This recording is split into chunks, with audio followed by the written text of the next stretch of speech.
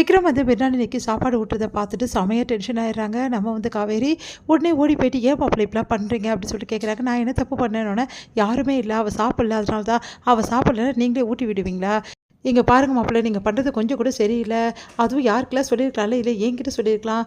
லேடிஸாக இல்லை இந்த வீட்டில் நீங்கள் தேவையில்லாமல் பண்ணிகிட்ருக்கீங்க. இங்கே பாருங்கள், நான் போனால் போதுன்னு சொல்லிட்டு உங்கள் 2 பேரும் மனசுக்காக தான் நான் விட்டேன். ஆனால் இப்படிலாம் பண்ணுவீங்க நான் நினச்சி கூட பார்க்கல. ஏன் அத்தை தப்பாக புரிஞ்சுக்கிறீங்க? ஒரு பேஷண்ட் அத்தை, பேஷண்ட்டாகவே இருக்கட்டும் மாப்பிள்ளை, அதுக்கு ஆள் இருக்காங்க. நீங்களாம் பண்ண வேண்டிய அவசியம் கிடையாது, புரியுதா? அப்படி சொல்கிறாரு. அத்தை என்ன தப்பாக புரிஞ்சுக்கிட்டாங்களே அப்படின்னு சொல்லிட்டு ஃபீல் பண்ணுறாரு விக்ரம். இந்த விஷயத்தை வந்து வேதா வந்து கேட்குறாங்க. வேதா வந்து அவங்க அம்மா கிட்ட போய் பேசுகிறாங்க. ஏமா இப்படி நடந்துக்கிறீங்க? இதில் என்ன தப்பு இருக்குது? தப்பாக வந்து நினச்சிக்காதம்மா. விக்ரம் வந்து ரொம்ப நல்லவர். அவர் வந்து வேணும்னு பண்ணல, ஒரு பேஷண்ட்ற முறையில் தான் பண்ணார். அது கூட ஒரு அளவோடு தாண்டி இருக்கணும் எல்லா விஷயமும், புரியுதா? நீ வந்து பண்ணுறது கொஞ்சம் கூட சரியில்லை. மாப்பிள்ளை இந்த மாதிரி விட்டு வைக்கவே கூடாது, புரியுதா? அந்த பொண்ணை வந்து கூட்டிகிட்டு வந்தீங்கன்னா அவளுக்கு தேவையானது வேறு யாராவது செய்யட்டும், மாப்பிள்ளை ஏன் செய்யணும் அப்படின்னு சொல்லிட்டு கேட்குறாங்க. ஏமா இவ்வளோ தப்பாக புரிஞ்சுக்கிற? அதெல்லாம் எதுவுமே நடக்காதுமா, அதெல்லாம் நடக்காதுன்னா வந்து பார்த்துட்டு இருக்க முடியாது, புரியுதா? வாழ்க்கை உன் கையில் தான் இருக்குது, அது சரிப்படுத்திக்கிறதும் உன் கையில் தான் இருக்குது, புரியுதா? விட்டுட்டு தேர்னீன்னா அப்புறம் கிடைக்காது அப்படி சொல்லிட்டு போயிடுறாங்க. உடனே என்ன பண்ணுறதுன்னு தவிக்கிறாங்க வேதா. இங்கே வந்து என்ன பண்ணுறாரு விக்ரம் வந்து தொடர்ந்து வந்து மிர்னாலிக்கு ட்ரீட்மெண்ட் கொடுக்குறாங்க. ஆனால் மிர்னாலி இன்னும் சரியாகலன்னு சொல்லிட்டு இருக்காங்க.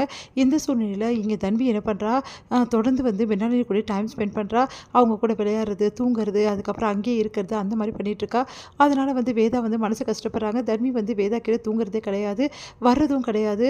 அதனால் வந்து என்ன பண்ணுறதுன்னு தெரியாமல் வேதா வந்து யோசிக்கிறாங்க. தன்வி என்னை விட்டு ரொம்ப தூரம் போயிட்டா, தன்வி இப்போல்லாம் என்கிட்ட பேசுறது கூட கிடையாது, அவளுக்கு டைமே இல்லை, எப்போவும் மிர்னாலி கூட தான் இருக்கா அப்படின்னு சொல்லிட்டு மனசு கஷ்டப்படுறாங்க.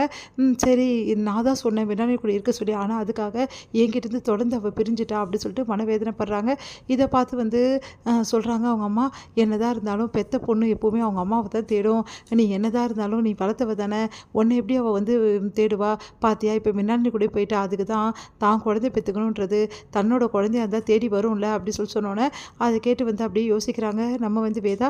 இது எல்லாத்தையும் விக்ரம் கேட்குறாரு. விக்ரம் யோசிக்கிறாரு. பாவம் வேதா, அவள் வந்து எவ்வளோ மனசு கஷ்டப்பட்டிருப்பா அப்படி சொல்லிட்டு யோசிச்சுட்டு இருக்காரு. வேதா கிட்ட பேச வராரு. இதான் நிரந்தரம் கிடையாது, தன்வி கண்டிப்பாக உங்ககிட்ட வந்துடுவா வேதா, இப்போலாம் யோசிக்காத, நம்ம தானே தன்வியை வந்து மின்னானிக்கிட்டே பழக விட்டோம் அப்படின்னு சொல்லிட்டு சொல்கிறாரு. கரெக்டு தாங்க, இருந்தாலும் தன்வி இல்லாத எனக்கு ரொம்ப வருத்தமாக இருக்குது அப்படின்னு சொல்லிட்டு மனசு கஷ்டப்படுறாங்க வேதா. இதை பார்த்தா வந்து விக்ரம் வந்து ஒரு முடிவு எடுக்கிறாரு. உடனே வேதா கிட்ட சொல்கிறாரு, நீ கவலைப்படாத வேதா, கூடிய சீக்கிரமே வந்து இந்த பிரச்சனை கண்டிப்பாக தீர்வு இருக்குது அப்படின்னு சொல்லிட்டு யோசிச்சுட்டு இருக்காரு. அடுத்து வந்து அவங்க ஃப்ரெண்டு கிட்ட சொல்கிறாரு, இந்த மிர்னாலினை வந்து சரிப்படுத்தி அவளை அமுச்சிட்டோன்னே இதுக்கப்புறம் நான் வேதா கூட வாழ ஆரம்பிக்க போகிறேன்டா. வேதாக்கு வந்து பாவண்டா வேதா, அவள் வாழ்க்கையை வந்து ரொம்ப கஷ்டப்படுத்துகிறேன் நான் அப்படின்னு சொல்லிட்டு ஃபீல் பண்ணுறாரு. அதுதான் நானும் சொல்லலாம்னு நினச்சேன் மச்சான், நீ கண்டிப்பாக வந்து வேதா கூட சேர்ந்து வாழணும், அவங்களும் வந்து குழந்தை பெற்றுக்கணும் இல்லையா, அவங்களுக்கு எவ்வளோ ஆசையாக இருக்குது குழந்தைங்கள பற்றினோடனே விக்ரம் வந்து ஆமாடா நானும் அதான் நினைக்கிறேன், இதுக்கப்புறம் புருஷன் பொண்டாட்டி நாங்கள் சேர்ந்து வாழ போகிறோம், இதுக்கப்புறம் வந்து வேதாக்கு நிறைய சந்தோஷங்களை நான் கொடுப்பேன் அப்படின்னு சொல்லிட்டு இருக்காரு. தன்விக்கு வந்து விக்ரம் வந்து அட்வைஸ் பண்ணுறாரு. இந்த மாதிரி வேதா வந்து உன்னை விட்டு பிரிஞ்சதாலும் ரொம்ப மனசு கஷ்டப்படுறான்னு சொல்கிறாரு. அதை கேட்டு தன்வி வந்து அப்பா நீங்கள் தானே வந்து இவங்க கூட இருக்க சொன்னீங்க, அதனால தான்ப்பா இருக்கேன், ஆனால் எனக்கு உண்மையான அம்மா யாருன்னா அது வேதா தான்ப்பா, என்றைக்குமே அது மாறவே மாறாது அப்படின்னு சொல்லிட்டு சொல்கிறாங்க. உண்மையிலே ஒரு நினச்சி பெருமையாக இருக்குது தன்வி அப்படின்னு சொல்லிட்டு கட்டிக்கிறாரு விக்ரம். அடுத்து வந்து தன்வி வந்து வேதாவை தேடி போகிறாங்க. அம்மா இன்றைக்கி உங்கள் கூடவே நான் படுத்துக்கிட்டோமான்னு கேட்குறாங்க. வேதாவுக்கு சந்தோஷம் தாங்கவே முடியல. நீ மின்னாலியே கூட தானே இருப்ப அப்படின்னோடனே, பரவாயில்லம்மா இன்றைக்கி அவங்க மாத்திரை போட்டு தூங்கிட்டாங்க, அதனால் உங்கள் கூட இருக்கேன்னு சொல்லிட்டு சந்தோஷமாக கட்டிக்கிறாங்க.